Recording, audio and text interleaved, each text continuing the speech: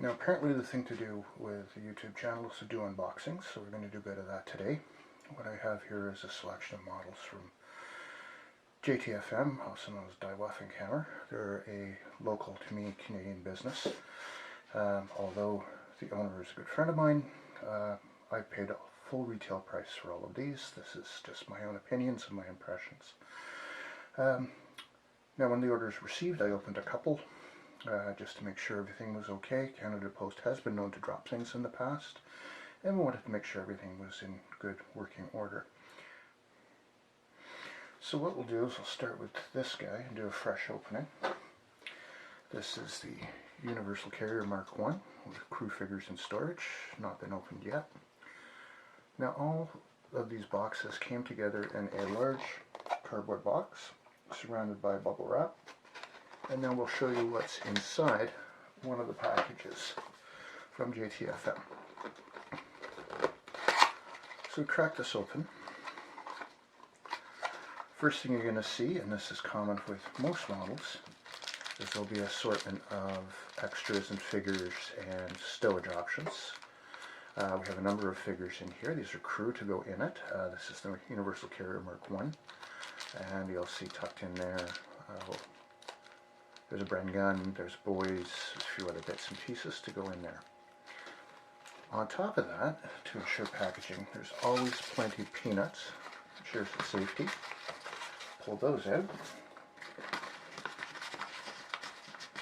And the Bren carrier being a tiny little guy, we have a very small model tucked away in its own little package. Foam taped down.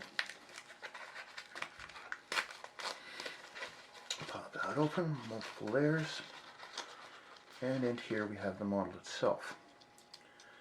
As you can see in this particular case, the track units come separately, and we have the rather detailed body here. In this case, got radio aerial, built-in radio, seats for driver, all the usual bits and bobs. Nothing too spectacular there other than, yes, it's a Bren carrier. The reason I bought this one is because I cut the radios out of all three of my other ones and then realized I wanted a radio-equipped command vehicle. So that was a bit silly on my part, but that's the way she goes sometimes. The suspension units themselves are fairly straightforward, and they just drop in, keying off the elements that are already in there. Put them in with a little epoxy, super glue if you must. I prefer epoxy as it sticks a little bit better and lasts longer. And there you go. And then you can drop in all the various bits and pieces. So put this guy over here. Now a very important part of any JTFM order and any JTF kit is the list of instructions. Now the instructions themselves, not a lot on how to put it together. It tells you what you've got, all your parts lists, all the different bits of stowage you got, and some original photos show you what the model looks like when it's all put together. Now up here is the most important part. In orange you'll see it says wash thoroughly in warm soapy water, rinse and let dry, use an enamel or automotive primer. This is absolutely essential.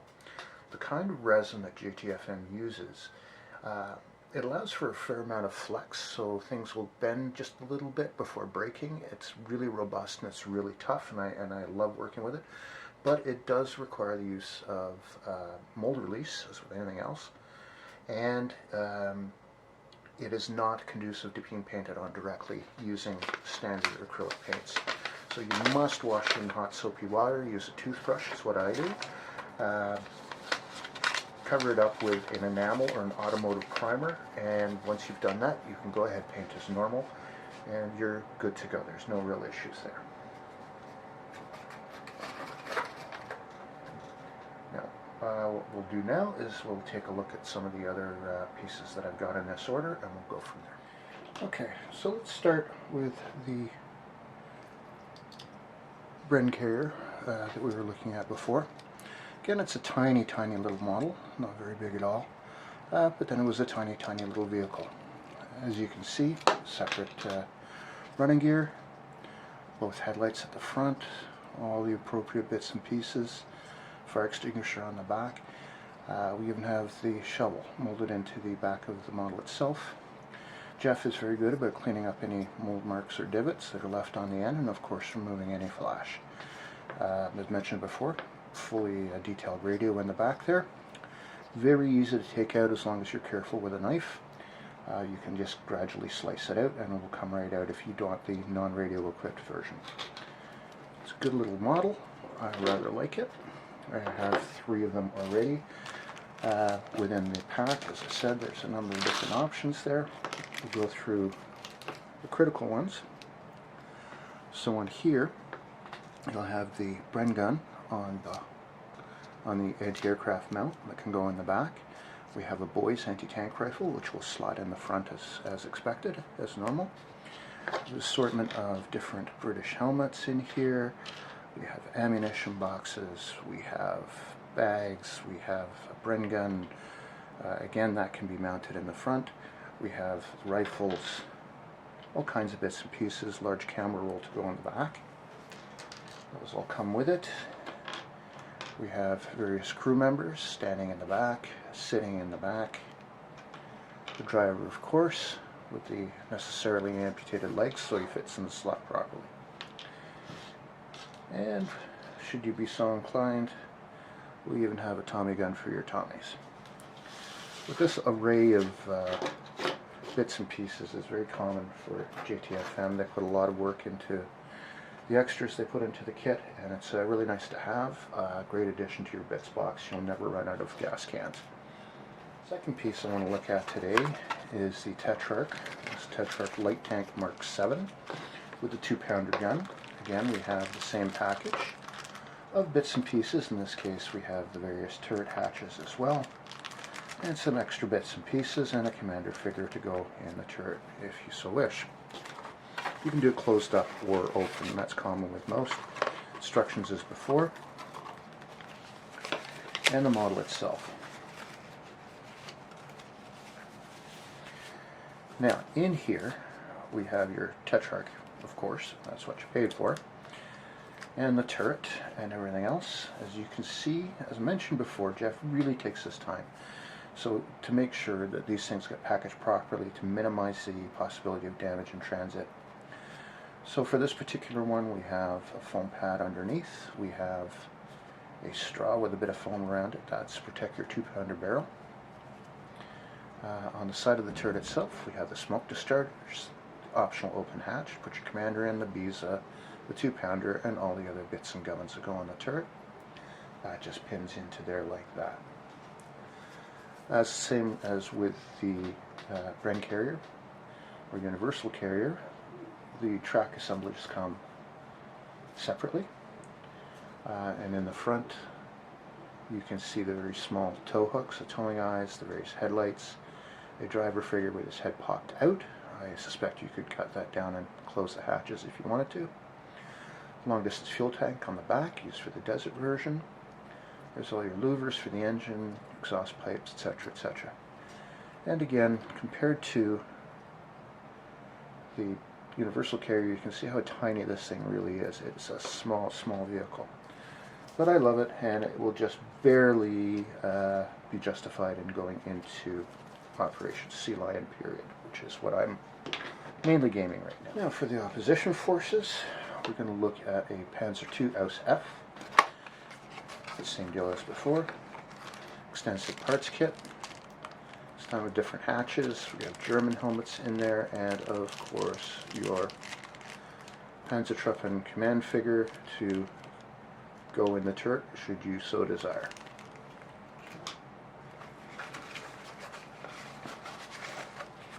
Same deal as before. Everything's neatly packaged in foam with support underneath the gun, which is itself wrapped in a straw and foam to keep it all safe, keep that 20mm safe. This is the N version, so you'll have the dual, the N version, am I saying that right? This is the F version, excuse me. So you have the dual driver's ports in the front, the dummy one and the real one. Some extra track links on the front, all your various tools are in there, louvers on the back.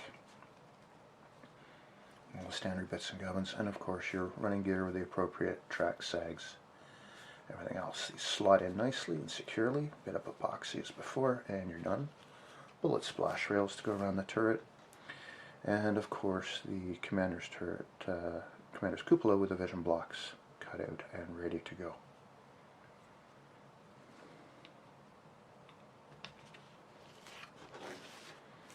To put him over here with the rest of its bits.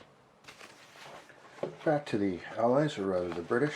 We have a monster here. This is the British Mark I male. Lots and lots of peanuts. In the accessory pack this time, we have your sponsons marked appropriately right and left, just barely there. All the wheels for the rear end, other little bits and pieces to be put on, drums, wheels, oh not drums, excuse me, these are the cannon that will slot into the turrets. They may need a little bit of sanding, that's not abnormal, any model. It is a rather close fit. Okay, those. Honestly, I'm not sure what's in here, so let's have a look-see. I suspect this is the rigging for the steering mechanism to go in the back. We'll take a look at that. On the website itself, you can see that it's a rather fine piece of work. Yeah, so there we go. Single resin casting. All done in one piece, nothing to assemble, finely detailed with all the appropriate bits that you need. Okay, so we'll wrap that back up. And we're not even at the good part yet. Let's put that there for now, over there. Take that, and we come to the main event.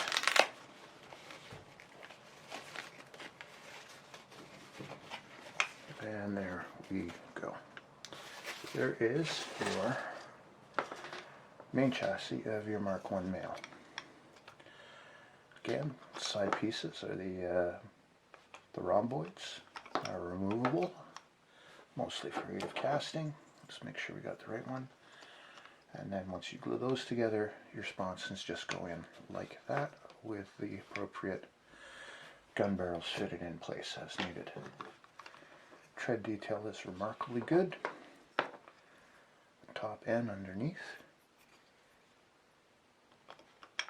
All your horns, you have the front, your driver's compartment, all the exhaust, everything else in the back, hatches in the back, and the whole thing is just a really nice little piece of engineering. Just for comparison, let's pop that around. Have I got it backwards? Yeah, I got it backwards. There we go. And like that. There's our Mark I. There's our Tetrarch. And there's our Panzer II. So, not exactly a huge tank, this guy, but a lot bigger than some of the older ones later on. And we'll move him into there like that. Back over to the Germans, we have the KF-69 Protz munitions carrier. Again, various assortment of peanuts. Crew pack, extra wheels, extra armaments, buckets. These are really nice buckets, by the way.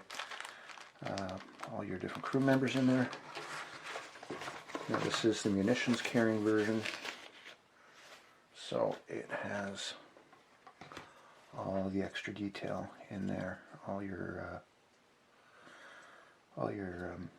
cases for your ammunition, quilted seats, all your detailing underneath, exhaust systems, suspension components, the whole 9 yards. It's all there. It's a really nicely molded little piece. That tire is attached, which shows you some of the care and detail that goes into making these models. They're really quite remarkable. You know, people say you can get more detail on a plastic kit, but I don't know. With this level of detailing on resin, You have a long way to go, and they're tough. I'm not going to go too far, but try doing that with a polystyrene kit. See how long you can do it before it snaps off. Next up, we have Valentine Mark II. Again, chosen because it's just barely feasible for sea lion. There are a few models out right at the end of the period, or if you prefer your sea lion to 1941, you can do that as well. And it'll fit into that.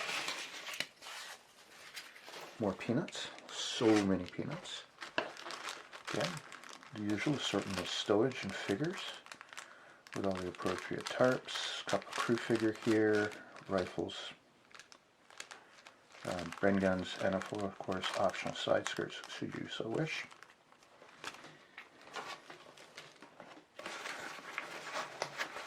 We'll pull out the vehicle itself.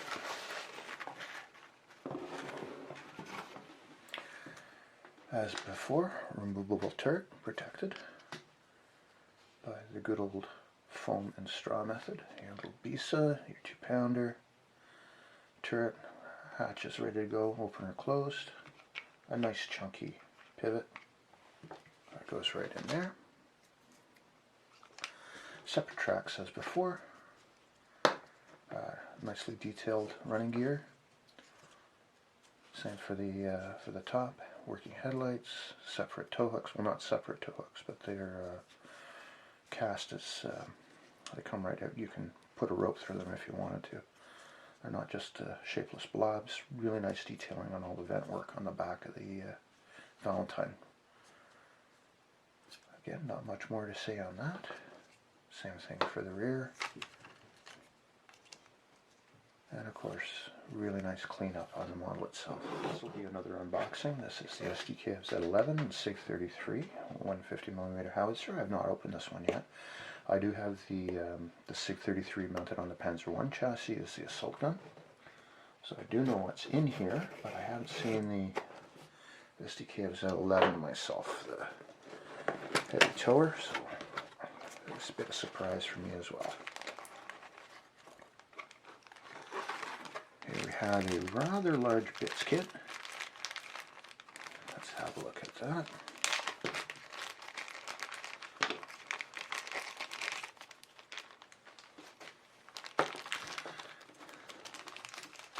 I'm rather excited to see this myself. Okay. So we have some firing crew figures in different poses, cast in bases, easy to use. Then we have seated crew figures to go in the vehicle itself. Not sure what's in these, but it's an unboxing, so let's have a look. Tearing foam, so much fun, much excited.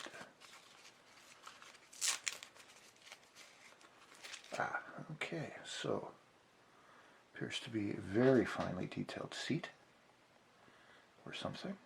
I'll figure that out when I get there. Super fine casting on that resin. Like I said, it's a bit of a pain to clean up, but it's worth it for the detail you get out of it.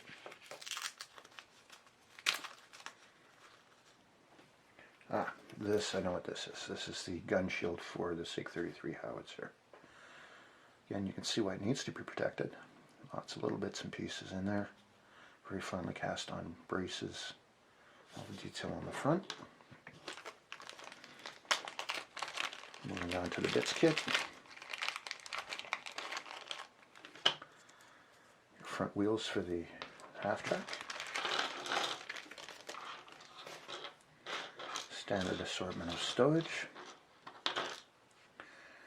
We have a set of reels for the field howitzer itself. These are the spoked ones. And then we have the metal rimmed. So the old spoked horse toad. And then we have the metal rimmed for the vehicle toad. There's the barrel on the 150 itself. 150, excuse me. As you can see, it's rather chunky compared to a 2-pounder.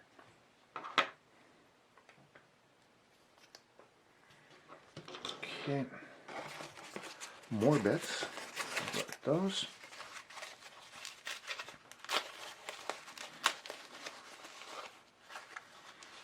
And this is the chassis for the field gun. Oh, what can I say? Take a look at that.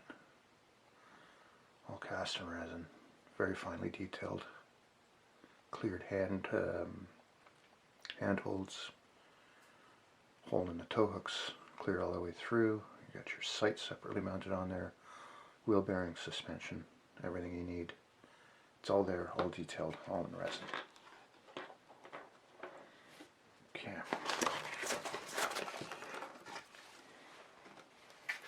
Moving on to the vehicle itself.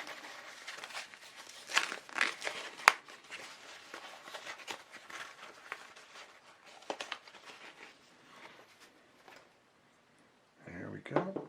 Now this is a later version, or a re-release, I believe, with the tracks as one piece. So that, presumably your wheels are going to tuck up into there. You have that, if you don't drop it. And then attached on the back is your crew compartment with the appropriate locating lugs for all the other bits and pieces that go in there. So we'll sort that out later. I suspect this fits in the back there, something like that. We'll figure it out when we get there. Again, not sure if you can see that detailed interior. Got all your gauges, tarp over the back, all the handrails for the crew, a nice chunky bit of resin. Alright, so there you go. That's the unboxing of my latest order from Die Waffen Kaufner JTFM.